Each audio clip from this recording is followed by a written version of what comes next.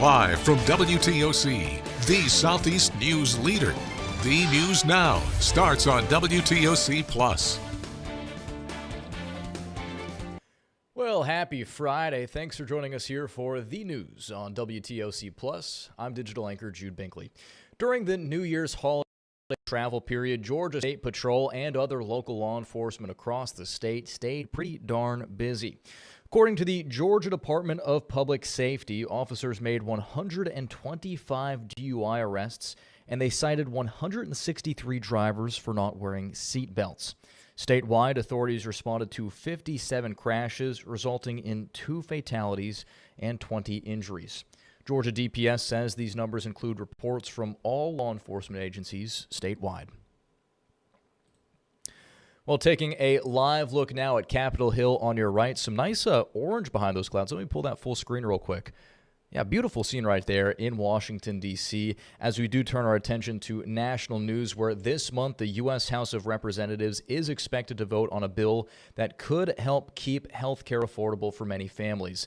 This all comes as tax credits that reduce the cost of health care for millions of Americans has officially expired as of January 1st, causing insurance premiums to skyrocket for many families. Niamani Watson with our sister station has more from families who are already feeling this impact. Some people are seeing their premiums more than triple for this month, and because of this, one mother says she's not sure how she'll be able to pay her other bills. The subsidies were a part of the Affordable Care Act and were enhanced during the COVID-19 pandemic. It helped lower premiums for people and families who don't qualify for Medicaid or Medicare or who lack employer coverage. The issue forced the country's longest government shutdown last year. Teresa Acosta, who's a single mother, relies on the credits to afford insurance for herself and her 2 sons. Her daughter's insurance is covered through her college. Acosta says her monthly premium went from $80 in December to $520 for January coverage. She says she's looked into less expensive plans, but couldn't find one that would meet the needs of one of her sons who has type 1 diabetes.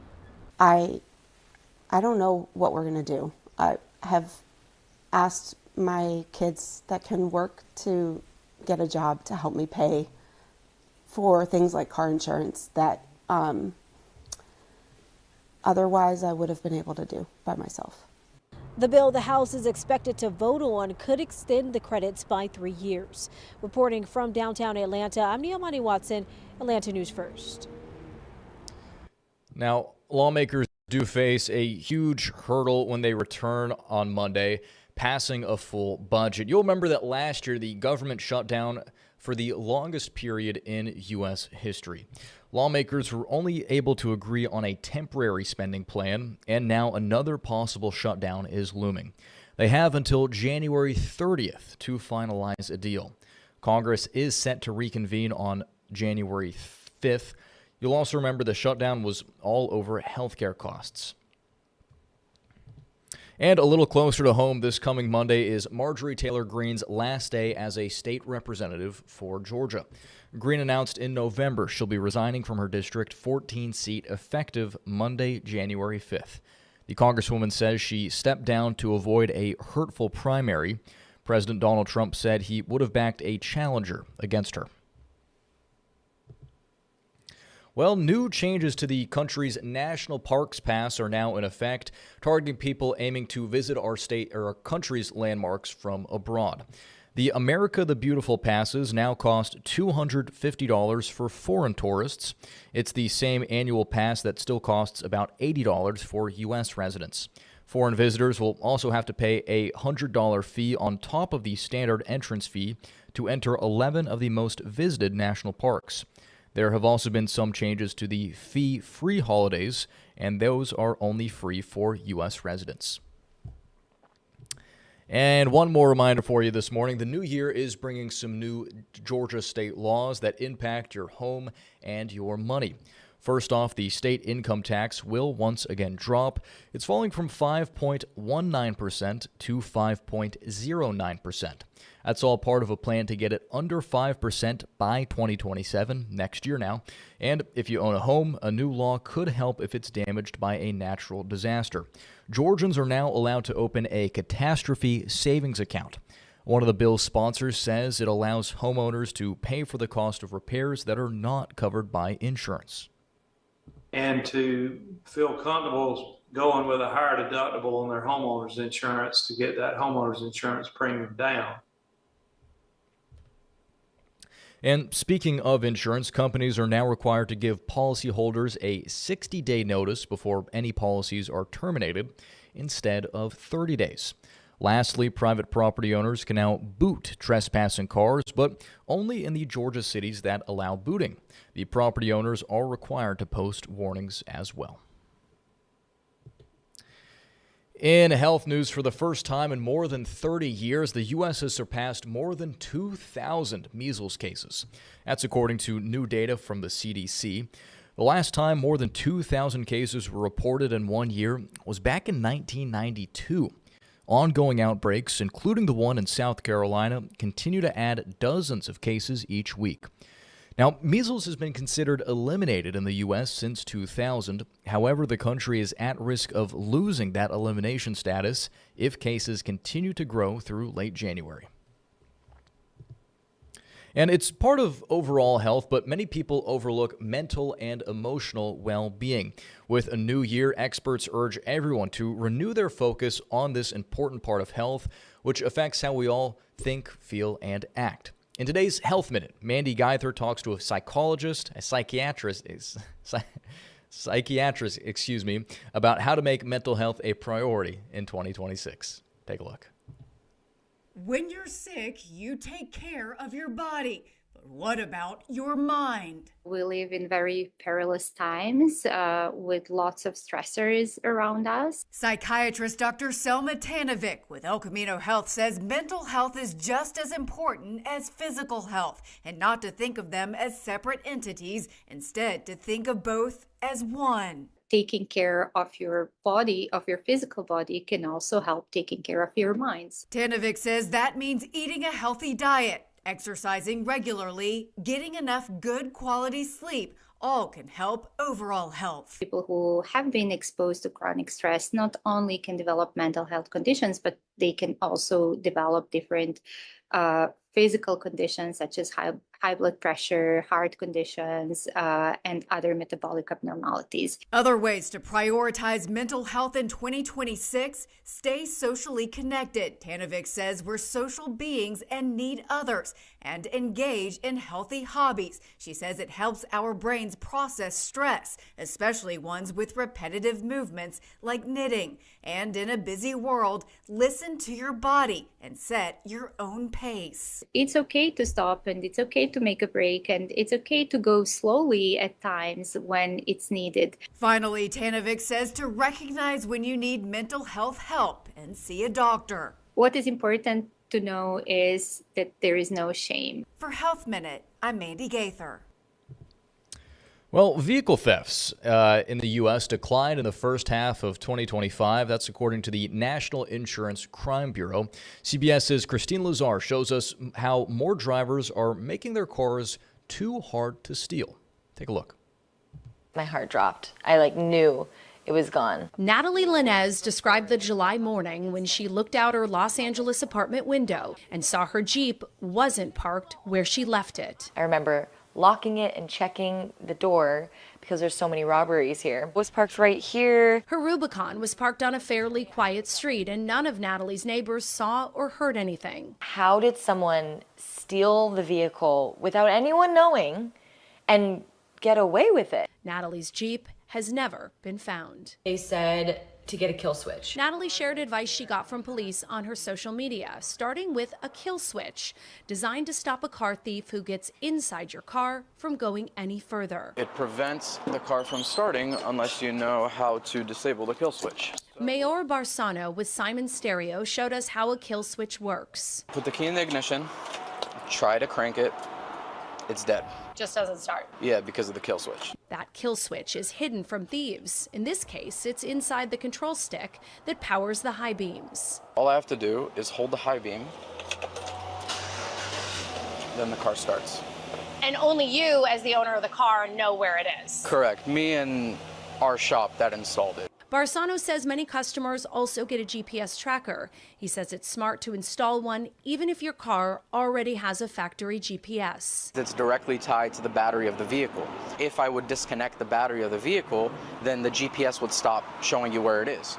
Whereas on mine, you have a 3-day backup battery on it. So if someone were to disconnect the battery of the vehicle, this would still show you live location for 36 hours after. So even if the thieves managed to swipe your car while it was already running, once you locate them with that GPS tracker, you can activate the switch. And if they turn off the engine, they won't be able to restart the car.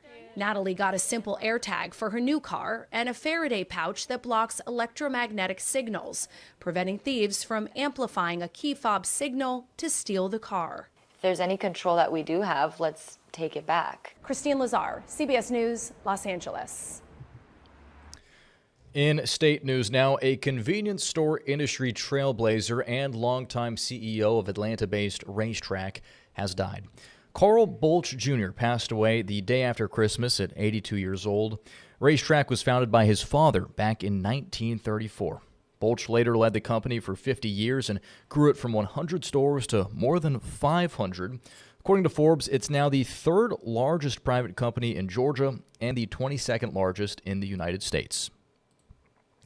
And speaking of large Georgia-based companies, job cuts are coming to one of Georgia's biggest employers. Coca-Cola is starting the new year by slashing 75 jobs. Online filings show the cuts will be made official on February 28th. Right now, it is unclear which positions are being impacted by those layoffs. This all comes as the company's COO prepares to succeed the current CEO. Well, it'll go down as one of the best football games in the college football playoff era, but the outcome was far from what Georgia fans were hoping for. Sports reporter Avery Braxton gives us reactions from a frustrated Bulldogs team. Turns out it is, in fact, hard to beat a team a second time. Ole Miss upsets Georgia 39-34 in the postseason rematch. A season that had 12 wins and an SEC championship ends in a quarterfinal upset after a bye and bitter disappointment. You just gotta take it like a man, and as a man, you're gonna win some, you're gonna lose some, but it's just how you respond. You just feel bad for the seniors and things like that because it's their last ride, but you just gotta take it like a man. Hard fought team. We had a lot of camaraderie with the locker room and guys in the team. We all fought for each other and things like that, and had a pretty good season, man. We have a season to be proud of, even though we didn't get the outcome that we wanted. But just ready to get back to work. They made, more plays than we did. And I got to be honest, that's part of football. They made more and out-executed us, out-coached us, outplayed us. But I enjoyed that game and that atmosphere. I am proud of our team. I'm sick that we lost. And there's things I would love to go back and do differently, but I just so proud of the way our guys competed when down 10. Georgia becomes the third team in 2025 to have the first-round bye and then fall in a quarterfinal upset. They are now 0-2 in the Sugar Bowl in consecutive tries in the era of the 12-team college football playoff. From New Orleans, A.B. Braxton, Atlanta News First. And the college football field is down to 4 teams now: Indiana, Oregon, Ole Miss, and Miami. Who would have thought that at the start of the season? It's been a heck of a year for college football. Well, after 40 years on air, MTV's music-only channels are now a thing of the past. Those channels around the world, from the UK to Ireland, France, Australia, and Brazil, went dark yesterday, and it ended just as it began with the music video, "Video Killed the Radio Star" by the Buggles. The music channel is still on the air in the United States. However, it recently canceled the popular shows Catfish and Ridiculousness. And finally, here on WTOC Plus, the new year means new video games, including one that's been anticipated by the gaming community for just about a decade now. Rick Damagella has a look at what's coming in 2026.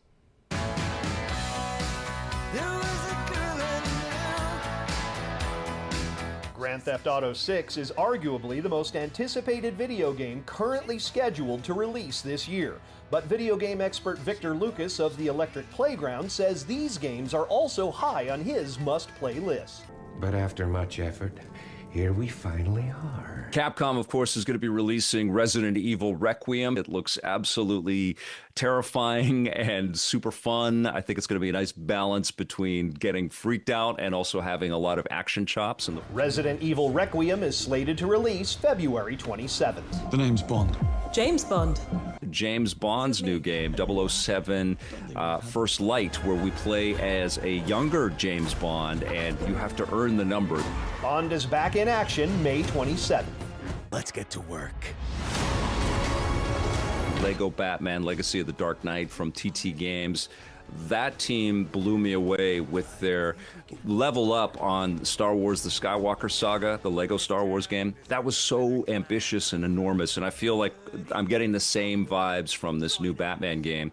The Brick Knight Rises May 29th. The new beginnings. Grand Theft Auto 6 is the big one. It's the one that I'm most excited about. I think every video game fan in the world is probably eyeing that one. Grand Theft Auto 6 is currently scheduled to release November 19th. Leveling up in Hollywood, I'm Rick Damigella. All right, believe it or not, I was in 7th grade the last time the most recent Grand Theft Auto game came out, so it's been quite a while. All right, and with that, we are going to wrap things up here for the news on WTOC Plus. We appreciate you spending part of your afternoon with us, the very first Friday of 2026. Hope you're enjoying it so far, and we'll be back in just about 15 minutes for the First Alert Weather Show with Dave Turley. We did just name tomorrow a First Alert Weather Day here at WTOC Plus as we do track some potential Saturday storms, so stay tuned for your forecast on that. And in the meantime, you can always head on over to our website to get the latest updates at WTOC.com. Thanks for watching, and here's Local News Live.